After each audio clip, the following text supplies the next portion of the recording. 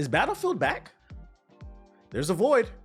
There's a void for a shooter on the market that's not full-blown tactical like Escape from Tarkov or Arma, but not full-blown arcade like Call of Duty, X-Defiant, even though that shit is dead. Contrary to what Battlefield fans want you to believe, it is somewhere in between. It's not full-blown arcade, but it's not full-blown strategy. It's that nice middle ground, I feel like. It gives you like a little bit of both. It requires coordination, but the gunfights are not that difficult. But, Battlefield's kind of been on the decline. 2042 wasn't what we thought it was going to be. Although it's in a better state now, but, at this point, when you fuck up and you stumble out of the gate, people don't care. With the exception being maybe like Battlefield 4, that stumbled out the gate and then managed to maintain an audience. But 2042, I think that's because back then, I think people were a little bit more tolerant when Battlefield 4 came out. By the time 2042 came around, the internet was kind of in full circle, was in full effect in terms of just hating everything. So like nowadays, you really got to get it correct now because people are just angry. And I have a suspicion that they're going to get a whole lot angrier in the next 4 years. Hardline was slept on. It was. But that being said, it looks like they're trying to rectify the situation. We got a new article from Insider Gaming. It's an exclusive where they claim Battlefield 6 is undergoing franchise's biggest playtest ever to prevent another disastrous launch. They're listening to the community. Let's read along. What up, King C's? Battlefield players have had a reasonably tough time with the franchise these past few years. 2018's Battlefield 5 launch was a disaster, but 2021's Battlefield 2042 was worse. Hold on one second.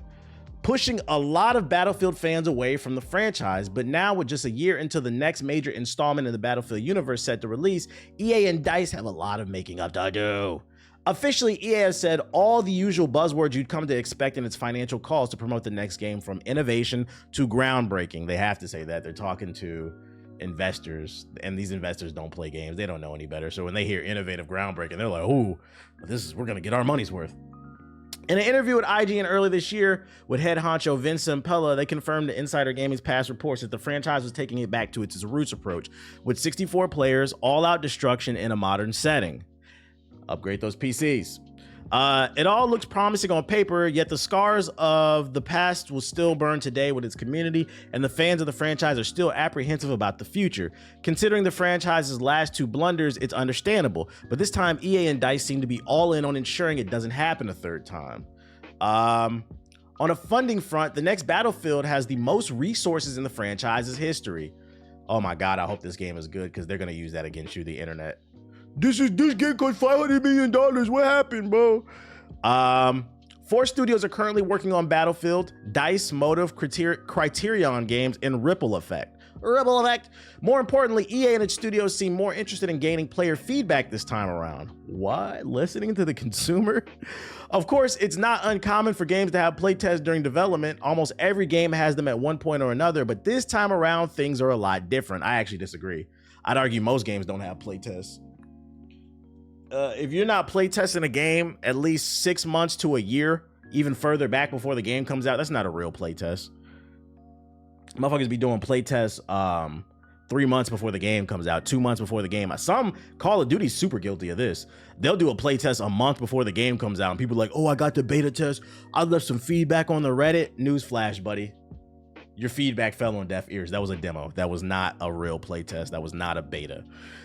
Sources say the playtests with external players are happening much more frequently than in past installments, and the amount of data and feedback collected is the most the franchise has seen in its history.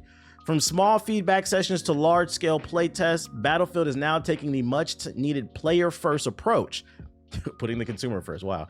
It's an approach that we'll see be continued to play out continue to start of the year, too, as it's understood that EA and its studios have been eyeing up the return of the Battlefield community's test environment, but to what scale that's incorporated at this time is unclear. There should be a play test like every couple iterations so they know if they're moving in the right direction. Yeah. Like if you announce a game and you know it's not coming out for 2 years, do a closed play test where people got to sign an NDA. You're not allowed to share footage. Do one there, give some feedback, then come back like a year later, do another one, or 6 months, do another one. If you want to invite the same people to kind of keep it in house, like do it that way. Like the earlier, not super early, not like alpha, because a lot of people don't understand what alpha is, and I think Wolverine proved that. People were calling that game trash, but when you got a decent build, basically, when you got a decent build. Shout out to Woozilla with the sub, Frostbite, aka the CPU Slayer, you know it. All in all, Battlefield seems to be trying to mend the mistakes it's made with the return to a modern military shooter with destruction, 4 classes, and 64-player battles. EA could have a win on its hands. That being said, we're still a year away from the release and things could change, but so far, at least Battlefield could be back. We love to hear that. Yeah, do that. The earlier the better with these playtests. Do as many as you can. Also provide, I think another issue too sometimes with these games, make it as easy as possible to provide feedback. Like, at the end of a play session, like a survey should pop up asking people questions, or if you don't want to do like a multiple choice question, just like a survey a thing pops up and you can leave notes in there for the developers. Like, make it as easy as possible, because I do feel like sometimes with these betas and these playtests, they rely on Twitter and Reddit for like information, when I think it's more ideal to keep things in house, because people are lazy. There's going to be a lot of people that are going to play a beta and they will not go to Reddit, they will not go to Twitter. A lot of people don't even have, matter of fact, a lot of people don't even have Twitter. They're deleting Twitter. I've lost 2,000 followers in the last week. I was like, oh, that's why I've been like hopping on Blue Sky. I'm like, it might be something to this Blue Sky. Like, people are really not fucking with Twitter. We've seen it with Mastodon. We've seen it with a couple other sites where people are like, oh, we're leaving Twitter, we're going to this Twitter alternative, and it always falls apart. And I always make jokes about it, but I'm like, Blue Sky feels a little bit different. Blue Sky feels a little bit different. So make sure to follow me, because I've never seen so many people delete their account like that. Too many racists on Twitter. Yeah, it's too much stupid shit on Twitter. You can't have one thing I like about Blue Sky is people just on there having conversations and memes and shit. Like, it's more level-headed. And also you can mass block people. I love that shit. Threads and Blue Sky is the biggest competitor. I read Threads is having a comeback. I don't know how true that is. Every time I log onto that app, I'm not gonna lie, it just be mad sexual shit all over the timeline, which is weird because I don't be on that app. I've never liked a single post on Threads. Every time I open the Threads app, it's nothing but booty. I'm like, I don't follow any of these chicks. I'm like, what the fuck is this shit? Like, I don't like that either. I'm not trying to open up a damn porn app. Threads is all booty pics. Okay, so I'm not the only one then that sees that shit. Yeah, I'm not the only one. So I think Blue Skies actually has, I'm not saying it will, I'm saying I think Blue Skies actually has an opportunity to disrupt the market. And it's been a while since there's been market disruption. So if you're interested in getting into the social media game, now's the time to build a brand, because there's a little bit of disruption going on. I think they passed 20 million today, users. But yeah, that's Battlefield news that I got for you. What else I got? PlayStation 6 rumors. We got some new rumors about gigawatts. Oh, by the way, before we get into the PlayStation 6 news, PS4 niggas, come to the front. In regards to what I was just talking about in talking about Battlefield, Dice, you have the opportunity to do something really funny here. I pray and I hope that the new Battlefield that comes out next year comes out on the PlayStation 4. You guys remember when Battlefield 3 and 4 came out on the last gen consoles? It came out on the PS4 and the PS3, and that PS3 version looked like straight dog shit. I hope they do that too. I hope they put out next year's Battlefield on the PS5 and the 4. And the reason I hope that the latest Battlefield goes onto the PS4 is mainly I just want to make fun of it on my stream when the footage looks like Android cell phone footage. Security cam footage from fucking 2004. We're gonna crack jokes, but also I think it's important that we put the new Battlefield on the PS4 because it's probably gonna blow up a lot of PS4s. Here on this stream, if for those of you unaware, I'm PS4 prejudice. I'm a PS4 racist. I'm out to destroy your PS4 so that we can move on with technology and let things progress the way that they're supposed to be. I don't know why niggas are so excited about Chatbot GPT when your PS4 can't run it. And yes, it was a joke. I know. Actually, Chatbot is not going to run on the PS4. But if AI ever did come to console, it ain't coming to your PS4. I can tell you that much. Ain't enough computing power. But anyways, I was about to say, yeah, we're the Friezas of the PS4s. I'm hoping the new Battlefield comes to PS4 so it blows it up. And it's going to force a lot of people to upgrade, you know? We're going to call it Operation Backdoor. We're going to get niggas excited about the next gen game to play it on their old hardware. We're gonna blow it up, and it's gonna force them to eventually upgrade. Operation Backdoor. Anyways, we're about to talk about PS6 rumors. If you're on the PS4, just close your eyes, put your hands over your ears. You can't afford this. PlayStation 6 rumors suggest the console will have AMD's UDNA architecture. Let's talk gigawatts. The PlayStation 5 is 4 years old, and that means it's time for rumors for the next generation. PS4. What? I just got the PS4 Pro. I just upgraded from the PS4 to the PS4 Pro. Can we get a PS4 slander emote on Twitch? What does that look like? You said already? Yes, already. Newsflash, guys. Console lifespans are supposed to be 5 years. Computing power doubles every year and a half. Yes, it's not already. According to a new rumor on Chinese forums from a known hardware leaker, the PS6 will use AMD's next-gen UDNA GPU architecture within the console. It's the same architecture that AMD will use in its Radeon 9000 series GPU starting in 2026. That sounds powerful. It was also reaffirmed that the console itself will utilize either a Zen 4 or Zen 5 CPU. Let's hope it's the latest.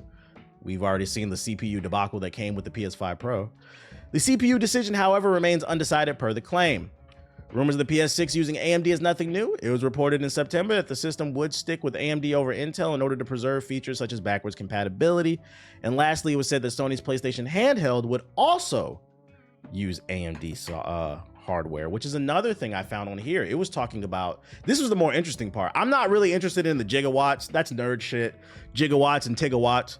I'm more interested in the fact that both of these articles stated something about there's a rumor that there's another PSP on the way. And this kind of corroborates it because it says it right here. This is on the Gaming Leaks and Rumors Reddit, so take it with a grain of salt, both of these. But right here it says the same thing. Sony's handheld will also use the AMD hardware. So this is like the third time we've seen this rumor pop up. I'm starting to believe where there's smoke, there's fire. Fuck Intel, fuck Intel. If you got an Intel in your PC, an Intel CPU, it's because you give Intel to the feds. We don't like that shit. But yeah, this is the third time that we've seen this rumor pop up. I'm starting to believe where there's smoke, there's fire, and I'm hoping it's true. I said it on the last stream if you weren't here. I'm starting to feel like as I get older, what was old is new again. I'm starting to feel like Nintendo once again was ahead of the curve. It's starting to feel like handhelds are the future. Like, yes, there are limitations with handhelds. You can only pack so much hardware into it, but it's the convenience in handhelds that I think is going to bring it back and make people appreciate it. And we've seen it. It started with the Switch. Then the Steam Deck came out. The Steam Deck came out and it changed everything. You got the Asus ROG, the MSI Claw, a couple others. I have a Backbone for my phone. I stream games to it. I be playing games on the couch and in the bed. Yeah, it's like a resurgence. And like my theory is the reason why we're seeing handhelds come back is because gamers are getting older. And it's becoming harder to just sit here at the computer or at the TV and play games. People got to multitask. People got, significant others, maybe a job where the only time they might have some free time is during their security job where they don't pay attention to the monitors. So, you whip out a Switch, you whip out a Steam Deck. You got kids, and you want to spend time with your kids, but you also want a game. So it's a little bit easier when you got a handheld and you're not just, focused on the monitor. I think as gamers age, I think handhelds might be the future. And I think another reason that corroborates my theory is Xbox confirmed they're working on a handheld as well. So we got the Steam Deck. We know a Steam Deck 2 is coming. You got all those other spinoffs of the Steam Deck. We know the Switch 2 is coming. Xbox confirmed a handheld. And now we got another rumor pointing at the fact that Sony is going to work on one. Now, which one will be the best? I don't know, but I'll tell you which one will probably be the worst, the Sony one, because they don't support their hardware. and let's just say, I hope I'm wrong. But they have a bad track record of supporting their hardware. I hope if this rumor is true, that there's going to be a handheld to complement the PS6, that they support it. Sony, please don't put something out, charge us $1 gazillion, and then don't support it. So let's wait and see. Take it all with a grain of salt. Let's see what else I got for you. How do you think Sony will do with cloud gaming? How do you think Sony will, you mean deal with? They already do it. We actually got news on that today. That's what that PlayStation Plus, the tiers above the regular PlayStation Plus, you can stream games. They already do it. I just hope that you don't have to be connected to Wi-Fi to play games like the Portal. Exactly. Well, based off these rumors, it wouldn't be because they're saying it's AMD hardware. So like this would be a real handheld with actual computing power. Obviously, it would be able to stream as well, probably. But I think this rumor is stating that this is going to be an actual PSP. It's not going to be like that Portal shit. But speaking of the Portal, we do have some news today. An update is coming. An update came out. It's currently in beta, so it's rolling out. If you have a Portal, it might not be available to you guys yet, but it's rolling out in waves. The PlayStation Portal will be able to stream games completely. For those of you unaware, the PlayStation Portal was only allowed to use, you were only able to stream games directly from your PlayStation to the Portal, meaning your PlayStation had to be on, or it had to be in sleep mode, and you could turn it on with this, and then you had to have a Wi-Fi connection to connect. This latest update will allow you to stream games directly from the PlayStation Plus catalog using your internet, so your PS5 no longer has to be on. So you could throw this in the backpack as long as you have an internet connection, you can stream games. So people are excited about that. Still, in my opinion, not worth $300. This would be a cool device if it was like $100. I just don't see anything here that this is a PlayStation controller with a screen in the middle that streams. If this thing was $100, shit, I might get one because I heard it works really well. Nothing but rave reviews, but I just don't see what here is worth $300. Wait, what was the PlayStation Portal? Sony's take on the Wii U? No. What are you talking about? How good of a connection? That I don't know because I don't own one, and I'm not gonna spend $300 to find out. But I would imagine you probably do need a decent connection to run this shit. But yeah, that's coming. So if you were interested in it, they are adding more value. I don't know if this is worth buying because these rumors keep popping up about a new PSP, so we'll see. Think it's only $200? Nah, I saw it in Target the other day. It's $300. I saw it like a month ago, unless the price changed. PS Portal. Even, I'm not gonna lie, $200 is still too much. PS Portal price.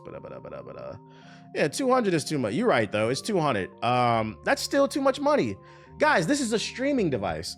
I don't know if you guys know, but your cell phone can do the same exact thing as this for free.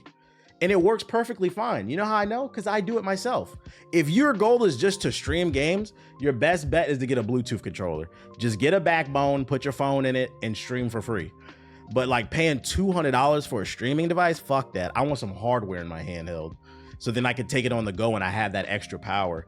Yeah, you could use a laptop if you wanted to. You can use, if you have an iPad. I don't know if you guys know. Take your iPad, sit it up on a stand, connect your PlayStation or your Xbox controller. You can stream games to it. I think it's gonna go on sale for Black Friday. I'd rather get a Steam Deck, I think. Yeah, I like the Backbone Black Friday. Yeah, get a Backbone on Black Friday. It's a great investment that I got. I need that raw processing power. We like it raw over here. Yo, shout out to Thriller Mike Jack with the sub. We like it raw over here. So that's an update on the PlayStation Portal. Keeping it in the realm of streaming, Xbox is about to get the same thing. Xbox is getting an exciting new feature, it seems. It looks like Microsoft could soon roll out a new Xbox feature that allows users to stream Xbox games that are not currently available on Game Pass. Reporter Tom Warren shared images of the Xbox Cloud gaming pages on High on Life and Dying Light 2, which notes that they are playable via streaming when purchased. Players also need a Game Pass Ultimate membership to stream games. This could be a signal that Microsoft will roll out Project Lapland and the reported codename of the ability to stream games you own. I don't like this, actually, now that I'm reading this. So for those unaware, you can stream games on Xbox, but the only games you can stream are games that say they're streamable via the Game Pass. This would make every game streamable, but according to this article, it says players also need Game Pass Ultimate to stream games, which sounds stupid. So you got to pay for the Game Pass as well as own the disc, and then you can stream it. Like, why can't I just stream the fucking game? It's my internet. Keep in mind, for now, there's no automatic stream setup for consoles on Steam Deck. You got to download an app called... Yeah, I already know that. Ethos and JG have Steam Decks. They say the PS5 runs fine on there. Some Xbox games that aren't part of the Game Pass have started showing up on the Xbox Cloud Gaming this week. Many shows right there. Yeah, so many hoops to jump through. This is where I would say PlayStation does have the advantage. If you want to stream games from anywhere in your house, it's very easy to set up PlayStation streaming on your phone or like your tablet. Xbox, you got to jump through fucking hoops. Shit's annoying. It's great, just a slight downside to me. Oh, I don't trip. I wouldn't trip off of that. Like, it's one time setup and then, you know, you good after that, you know. Getting this because I skipped the Xbox Series X. Okay. So just making y'all aware, is coming if that's a thing that you're interested in. And then last but not least, I thought this was pretty cool.